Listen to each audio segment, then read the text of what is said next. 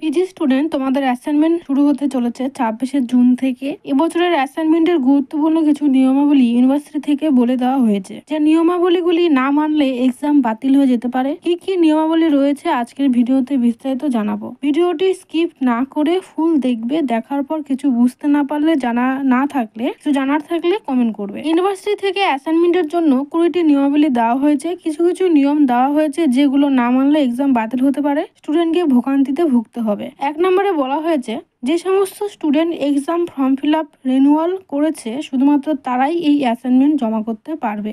Next, university থেকে দেওয়া লিঙ্কের মাধ্যমে এক্সাম দিতে পারবে। লিঙ্ক ইউনিভার্সিটি থেকে রেজিস্টার্ড ফোন নাম্বারে টেক্সট SMS হিসেবে পাঠিয়ে দেওয়া হবে। অ্যাসাইনমেন্ট স্লিপ ডাউনলোড করে নিজের কাছে রাখতে হবে। যদি কোনো স্টুডেন্টকে ইনভ্যালিড দেখায় তবে সে এক্সাম ফর্ম ফিল আপ করেনি, তাই তার এই বছর বাতিল। 3 নম্বরে বলেছে, স্টুডেন্টরা অ্যাসাইনমেন্ট জমা করতে পারবে স্মার্টফোন, ট্যাব, ল্যাপটপ, কম্পিউটার ইত্যাদি ইন্টারনেট যোগাযোগ আছে এইরকম ডিভাইস দ্বারা। এখানে ইউনিভার্সিটি বিশেষ উল্লেখ করে বলে দিয়েছে, এই বছর স্টুডেন্টরা একাধিক ডিভাইস দ্বারা একই সময়ে এক্সাম দেওয়ার পোর্টালে লগ ইন করতে পারবে না। যে ডিভাইস তারা একবার লগ ইন করতে পারবে সেই ডিভাইসেই তাকে অ্যাসাইনমেন্ট এক্সামটি কমপ্লিট করতে হবে। আমাদের সেন্টার থেকে পিজি হিস্ট্রি এবং পলিটিক্যাল সায়েন্স স্টুডেন্টদের বিশেষ অভিজ্ঞ শিক্ষক শিক্ষিকা দ্বারা অ্যাসাইনমেন্ট এক্সাম সাবমিট করিয়ে দেওয়ার ব্যবস্থা রয়েছে এবং খুব স্বল্প মূল্যে অ্যাসাইনমেন্ট এক্সামের উত্তরপত্র দেওয়া হয়। যে সমস্ত ছাত্রছাত্রীরা এই সুবিধাগুলি নিতে চাও, স্ক্রিনে দেওয়া আমাদের সেন্টারের নম্বর 7864819403 এই নাম্বারে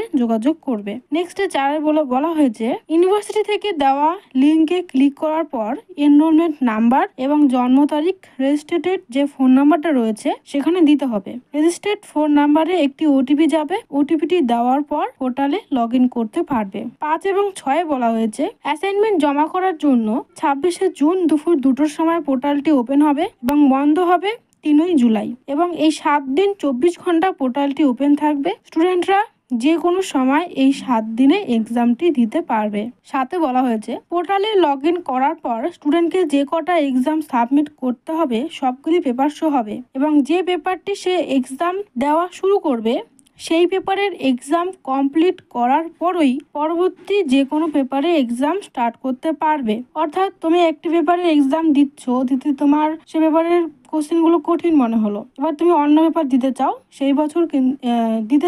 এই বছর কিন্তু সেটি হবে না। অর্থাৎ যে পেপার তুমি স্টার্ট করবে সেটি তোমাকে কমপ্লিট করেই তুমি অন্য একটি পেপারের এক্সাম শুরু করতে পারবে। যে সমস্ত সাবজেক্টের ফুল মার্কস 100 রয়েছে তাদের জন্য প্রত্যেকটি পেপারের ক্ষেত্রে 3 ঘন্টা সময় দেওয়া হয়েছে। যাদের ফুল মার্কস 50 রয়েছে তাদের জন্য প্রত্যেকটি পেপারের জন্য 2 ঘন্টা সময় দেওয়া হয়েছে। অর্থাৎ একটি পেপারের জন্য তুমি 3 ঘন্টা সময় পাবে। এই 3 ঘন্টার মধ্যে তুমি এক্সাম কমপ্লিট করতে পারবে। 8, 9, 10 এবং 11তে বলা হয়েছে, এই অ্যাসাইনমেন্ট এক্সাম সম্পূর্ণ অনলাইনের মাধ্যমে না হবে। প্রশ্নপত্র করা হবে MCQ টাইপ। একটি প্রশ্নের 4টি অপশন থাকবে, অর্থাৎ 4টি উত্তর দেওয়া থাকবে। সঠিক উত্তরটিতে শুধুমাত্র ক্লিক করেই উত্তর জমা করতে হবে। টোটাল 20টি প্রশ্ন থাকবে এবং একটি পেপারের জন্য প্রতিটি প্রশ্নের ক্ষেত্রে 1 নাম্বার করে দেওয়া হবে। 12, 13, 14 এবং 15তে বলা হয়েছে, অ্যাসাইনমেন্ট এক্সাম দেওয়ার সময় 20টি প্রশ্ন স্টুডেন্টরা একবারে দেখতে পারবে না। একটি প্রশ্ন উত্তর দেওয়ার পরই নেক্সট প্রশ্নটি আসবে। কোনো প্রশ্ন যদি স্টুডেন্টরা না পারে তাহলে এড়িয়ে যাবে, কিন্তু সেই প্রশ্নটি বিকল্প হিসেবে আর প্রশ্ন দেওয়া হবে না। অর্থাৎ একটি প্রশ্ন ভুল হলে বা উত্তর দিতে না পারলে 1 নম্বর কাটা যাবে। তুমি ভাবছো এই প্রশ্নটি পারছি না, তার বিকল্প হিসেবে অন্য প্রশ্ন আসবে, সেটি কিন্তু হবে না। 20টি প্রশ্নই থাকবে। একবার যে প্রশ্নের উত্তর সাবমিট করানো হবে কিন্তু সেটি ভুল, তাহলে সেই প্রশ্নের উত্তরটি আর সংশোধন করা যাবে না বা সংশোধন করার অপশন আসবে না। প্রত্যেক ছাত্রছাত্রীকে বলবো, তোমরা যখন অ্যাসাইনমেন্ট এক্সাম দিতে বসবে খুব ঠান্ডা ধীর স্থির মাথায় দেবে, একদম ফ্রি টাইমে দিতে বসবে। তবে ভুল উত্তর দিলে কোনো নেগেটিভ মার্কিং থাকবে না। যে কটি উত্তর তোমার সঠিক হবে সে কটার নাম্বারটাই তুমি পাবে। 16 নম্বরে বলা হয়েছে, 100 নম্বরের জন্য 9টি পোস্ট ব্যবহার করা হবে। পোস্ট অর্থাৎ একটি পেপারে যখন এক্সাম দিতে বসবে তখন এক্সামের পোর্টালে তুমি 9 বার ঢুকতে পারবে। 9 বারের অধিক পোর্টাল থেকে বের হলে সেই মুহূর্তে যে কটা উত্তর দেওয়া হয়েছে সে কটি সাবমিট হয়ে যাবে। সেক্ষেত্রে 10টা হলে 10টা, 15টা হলে 15টা উত্তর দেওয়া।